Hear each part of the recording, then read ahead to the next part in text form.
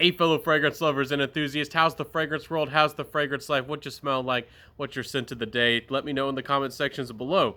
But this fragrance, Arabian Oud, that's what we're here for today from the house of Darna Fragrances. What's it all about? What's it smell like? Well, let me tell you about it. First off, this is a very spicy interpretation of a Arabian oud, an oud style fragrance. I feel like this is very spicy. It doesn't have the spiciness that comes up to the top. If you've ever eaten really spicy food, there's spice that can hit you immediately, like a top note, in fragrance. It can also hit you kind of in the middle. It can kind of be constant, but also sometimes it can be deep. It can be like deeper in the back of the throat. This is spice, and this fragrance is more of that middle type of spice that really clings on, that's kind of constant. It's more mellow, but it keeps going, and I feel this fragrance is very spicy. I feel like there's clove in this fragrance, maybe some cumin, and some other types of notes. Almost has the bitterness of oregano to my nose. Very interesting spicy qualities. You're probably wondering about the oud. Is the oud scary? Is it animalic? I do want to say that this fragrance does have some of the quality of oud. It does come off as slightly animalic. To me, it smells almost a little bit more like Indonesian oud, where it comes off almost a little bit earthy, and it certainly has all the traits of ouds like muskiness and of that interesting woody smell that ouds have.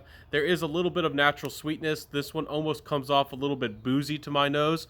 Really, it's not a listed note, but I really almost smell some cognac in this fragrance. Really interesting. A big highlight of this fragrance is supposed to be the Moroccan leather, and maybe that interesting leather twist on that fragrance and the dates, perhaps that little bit of sweetness and dried, almost raisin-like quality from the dates is what perhaps is maybe confusing me to perhaps smell a cognac. So, very interesting fragrance, very well done, very long-lasting, and again, for the value, for the money, I think it's pretty darn good. I don't think any real oud, any natural oud is used in this fragrance. I'm not sure. But if this is all synthetic, if this fragrance is all synthetic oud, he's done a pretty darn good job with blending this. And again, if you don't know, this brand is started by a fellow YouTuber and fragrance reviewer, and he's done a pretty good darn job with this oud fragrance, I do have to say. I'll tell y'all some interesting thoughts as I go more at the end of the video if you'll want to hear them, but really interesting fragrance. So longevity and performance. This fragrance is slightly above average projection. As far as oud fragrances go, some of them are out really wild. Some of them can be subtle, believe it or not.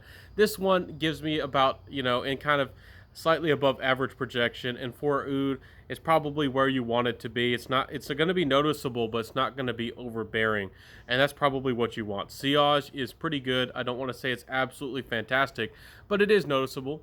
It is quite good, and really interesting kind of fragrance. Again, it has some kind of like rising spices, and then the spices are kind of rise, and then it kind of dries down to the leather, and then you mostly get leather and a little bit of the animalic vibe. And it's also kind of has an interesting, almost like cumin note, or again maybe that cognac kind of vibe coming through just a little bit sometimes. It's really quite interesting. Anyways, performance is definitely solid. You'll definitely get 7, 8, 9, 10 hours, I think, pretty easily out of this fragrance. Somebody out there with good skin, if you lotion, if you moisturize, I wouldn't be amazed if somebody out there is able to get 12 hours out of it. It's not bad. It's not a super beast, but it's definitely a strong performer. So, what do I think about the dry down? What do I think about with the dry down and everything included and the quality of this fragrance? What do I get compliment factor wise?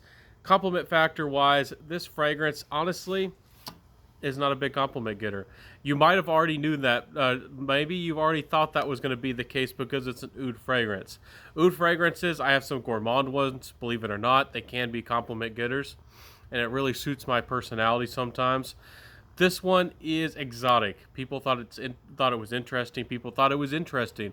Not a lot of people were scared off with this one, even though it does capture the little bit of that animalic vibe of oud. It's not particularly a scary oud. It's just a little bit more leathery, And y'all know that leather fragrances usually aren't the biggest compliment getters. They can be seductive. They can be tantalizing if they're done right. This one is good, but this is definitely going to be probably a little bit more enjoyable for the wearer instead of compliment getters as far as fragrances go. So if you're just looking purely for compliments, if that's all you want, you probably would be a lot happier with the Netflix and Chill from this brand. This one, it is nice, but it's not the biggest compliment getter. You know, y'all know that I'm honest and straightforward with y'all. And if I forgot to tell y'all, these samples were sent from me from Darna Fragrances. He's working with influencers and brands. Reach out to him if you're a fragrance reviewer. I have no doubt that he'll be willing to work with you. But anyways, fantastic fragrance overall. My biggest negative is the price. Y'all, this is my same feelings with any of the fragrances from the brand. You're paying $45 for 30 mils. You know, if you do the math to get 90 mils, multiply $45 to get close to 100 mils, multiply 45 times 3, and what do you get? You know, you get about 135 odd dollars. You're essentially paying close to $150 if you were, you know, supposedly to get 100 mils. I think that this is a good fragrance. I think it's pretty well done. I don't know how much of this is natural and synthetics. It comes off as more natural, but and the quality is good. But does this stand up to other niche fragrances price per mil? I'm not sure, but it does stand up to some of them. Believe it or not, some niche fragrances aren't that great. It does a fair job, but I always get really suspicious of fragrances when you have to be really critical of them as they get more and more expensive. They have to justify the price. And for me personally, I'm going to be completely honest with you guys. Enrico GI fragrances on FragranceNet are quite good.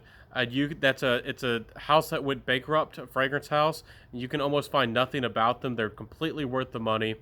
Instead of this fragrance, you might want to buy the Privé or the Nobile, which are my two favorites, and you can get those for like $30 for 100 mils.